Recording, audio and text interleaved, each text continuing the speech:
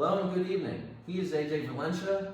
I'm Lorenzo Black, and welcome to NBA Sideline, the first official episode where the most up-to-date NBA action is talked about. On tonight's episode, we'll discuss everything from who's the top pick for most improved player to which team has the most surprising record.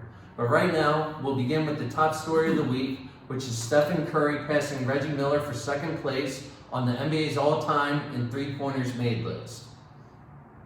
AJ, it took Stephen Curry 715 career games while in his 12th season to reach Reggie Miller's 2,563 pointers made record. So my question for you is, how special of a player is Curry, and what are you most impressed about with his game? Lorenzo, I've got to tell you, Steph Curry is a very special and talented player. The fact that he's only able to make more than the amount Reggie Miller has made in only a third of the games that he played, in only over 700 games compared to Reggie Miller's over 2,500 games, that makes him really interesting and impressive to watch each and every game. But the fact that back in the 90s and 2000s, the three-point shot was not the primary option to score for many players. And that's what some people are putting to the factor for saying that Curry is not better than Miller and Ray Allen. But I think the fact that Steph Curry took advantage of the three-point line being the main option to score now for almost every player in the league, and he made it his go-to scoring punch. And that's what makes him special. You know, he undoubtedly is the best three-point shooter I've ever seen in history. He can create his own shots, unlike the other two. Well, AJ, when I first realized that Curry was the most elite three-point shooter in NBA history, which was in February of 2016, as he scored 46 points against Oklahoma City while making an unreal clutch three-pointer with a few seconds left and was nearly at half court, I said to myself, this is the NBA's best three-point shooter to ever play the game.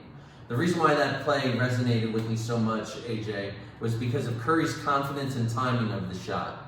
The fact that he ignored calling a timeout to shoot the ball from 38 feet means that the game winner was just another repetition to him, as he tied Kobe Bryant with the most three-pointers made in a single game, which was 12. Sooner or later, Curry will eventually catch up to Ray Allen's record, which is 2,973 three-pointers made, and this achievement will cause me to be very happy for Steph, as he is so humble while he makes the game so enjoyable to watch. So AJ, as we speak about individual achievements, I'm wondering who you think will win Most Improved Player of the Year. Lorenzo, two players come to my mind on who will win the Most Improved Player of the Year. First one is Julius Randle, and second one is Christian Wood. I think Julius Randle because he's able to lead the Knicks to a better record than they had the previous seasons right now. And he is their main go-to option now. Their main go-to guy, their primary scoring punch right now. And the Knicks hasn't been relevant in the past 2 decades. They've been extremely terrible. But the fact that Julius Randle has been able to rise to the occasion once again and put up really big numbers this season, we know that he's capable of doing that back in the Lakers during his early days. But when he was traded to the Pelicans, he kind of dipped down, and last season as well, he wasn't himself back in the Knicks, but now he's showing promises of what his potential could be.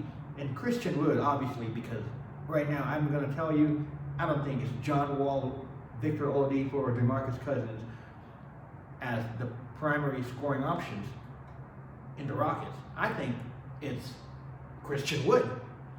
The guy has been averaging double-double in almost all his games this season. And the fact that he went undrafted and played overseas and lost his NBA roster spot, and now he regained it back, and he is showing why he deserved it. He's showing everybody in the world, all the NBA fans, all basketball fans, that Christian Wood definitely belongs in the NBA, and he is one of the most elite big men up there.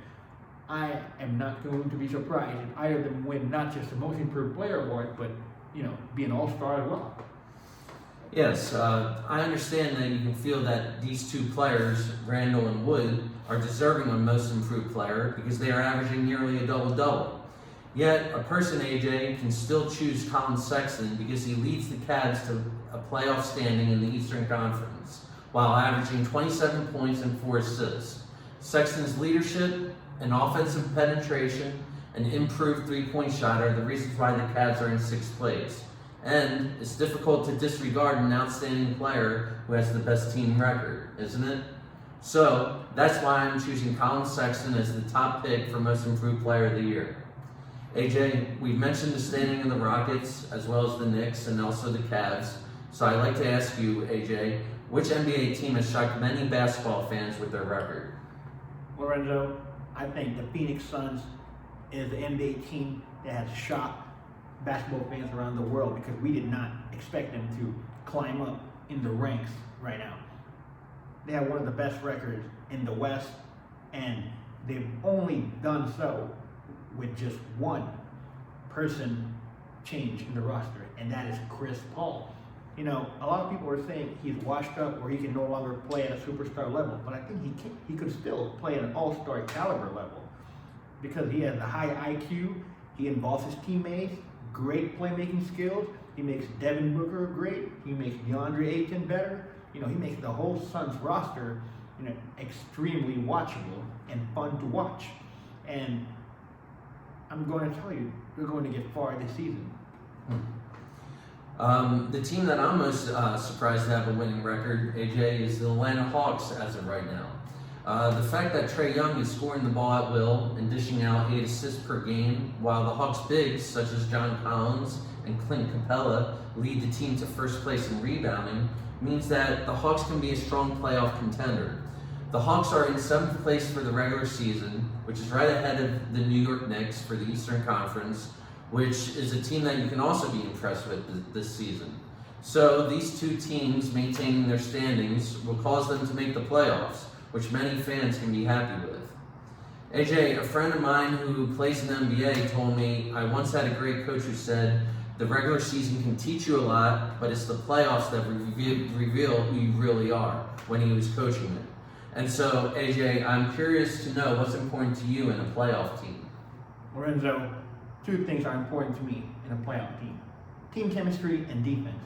You know, you need team chemistry because each player in your team needs to know each other's strengths and weaknesses so that they can play with each other and know what to expect and know which is the best or worst. Also, defense because it wins championships. You can stop the best player in the world and win the championship, but you cannot do so if you have a terrible defense. Even doesn't matter if you have a very, very excellent offense, but if you don't have any defense in your team, then we're just giving up easy points. So Lorenzo, those are my 2 factors on teams. Very good points. AJ, as you consider the benefits of knockdown shooters and determined rebounders, as well as disciplined defenders, you might like to focus on a team who has all 3 of those components, such as the Cleveland Cavaliers.